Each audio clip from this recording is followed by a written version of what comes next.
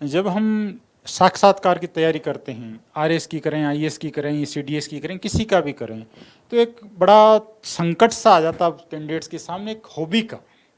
जब हम mock interviews हम करते थे, आपके भी लेते थे, यहाँ आप मॉक पे, तो एक उसमें हॉबी से एक बड़ा क्रिटिकल सा पॉइंट्स है।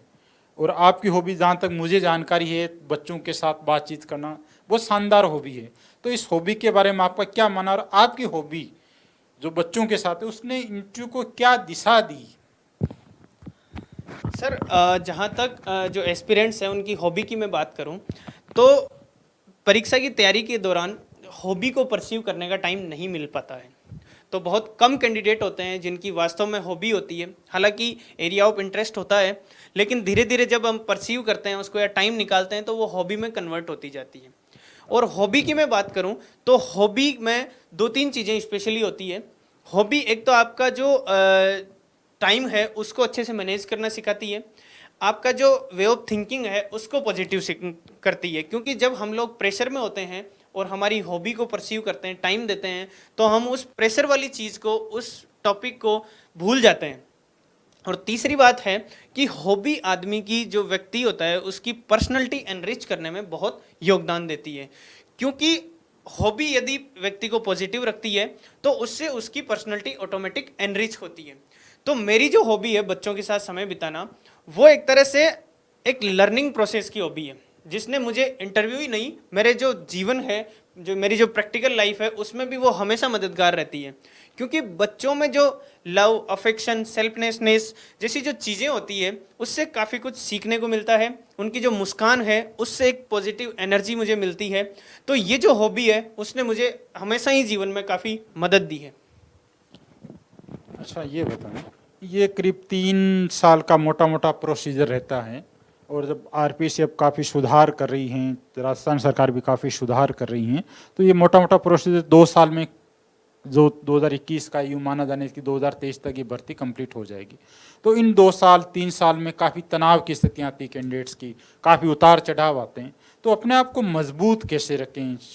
तो उसके लिए क्या कुछ योग, कुछ स्पोर्ट्स, कुछ पेपर्स, या कुछ क्रिएटिव कुछ करना चाहिए कैंडिडेट्स को, या नहीं करना चाहिए? आपको किस तरीके से करना चाहिए ताकि उनकी पढ़ाई भी हो और उनका जोश भी, जज्बा भी बना रहे? सर, इसके लिए मैं बताऊंगा कि जब भी कभी हम असफल हो जाते हैं तो हमारे अंदर नेगेटिविटी आने लगती है। और नेगेटिविटी आना एक जायज़ प्रोसेस भी होती है, क्योंकि हमारी उस एग्ज़ाम को लेकर एक्सपेक्टेशन बहुत ज़्यादा होती है। तो यदि हमें अपने एक्सपेक्टेशन के अकॉर्डिंग यदि सक्सेस नहीं मिलती है तो उस स्थिति में हमारे अंदर नेगेटिविटी आती है। लेकिन मेरा ये मानना है कि उसे हमें यू स्ट्रेस के रूप में लेना चाहिए। ऐसा स्ट्रेस जो हमें पॉजिटिव चीज़ों को करने को प्रेरित करता हो, हमें उस चीज़ में लेना चाहिए। क्योंकि यदि हम नकारात्मक चीज़ें सोचकर चीज़ों को छोड़ देंगे तो हमारा जो इन्वेस्ट किया हुआ टाइम है, हमने जो सिलेबस को तैयार करने में, जो अपने आप को 2 कदम आगे बढ़ाने में जो टाइम इन्वेस्टमेंट किया है, उसका कहीं ना कहीं आउटपुट नहीं आ पाएगा। मैं मेरे साथ बताता हूँ कि जब मेरी लास्ट टाइम 357th रैंक आई तो ये मेरे लिए बहुत बड़ा शौक था, क्योंकि मैंने बहुत अच्छी तैयारी की थी, तो और एक्सपेक्टेशन के अकॉर्डिंग रिजल्ट नहीं आ पाया था।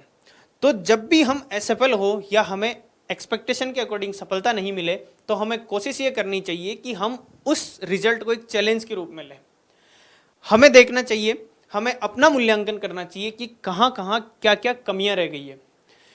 क्योंकि जब हम कमियों को देखते हैं और पुनः सुधार करते हैं और उस संघर्ष में जुटे रहते हैं तो मेरा ये विश्वास है कि हमें सफलता जरूर मिलती है। हम लोग देखते हैं कि जब बरसात होती है तो बारिश की टिप टिप बरसती बूंदें एक एक बूंद होती है, लेकिन जब वो इकट्ठी होती है तो एक बड़ी नदी जैसा बहाव बन जाता है। और उस बहाव का जब सागर में मिलन होता है तब उसका असली प्रारूप वहाँ पर समझ में आता है। तो जब भी आप लोगों को नकारात्मकता घेर ले, जब भी आप लोगों को ऐसा लगे कि चीज़ें हमसे नहीं संभल रही है, अब सब कुछ खो चुके हैं हम, अब सब कुछ खत्म हो गया है, तो पूरे ऊर्जा और जोश के साथ जो मेरी फेवरेट 4 पंक्तियां हैं उनको सदैव स्मरण करें कि ए बुरे वक्त जरा अदब से पेश आ, क्योंकि वक्त नहीं लगता वक्त गुजरने में।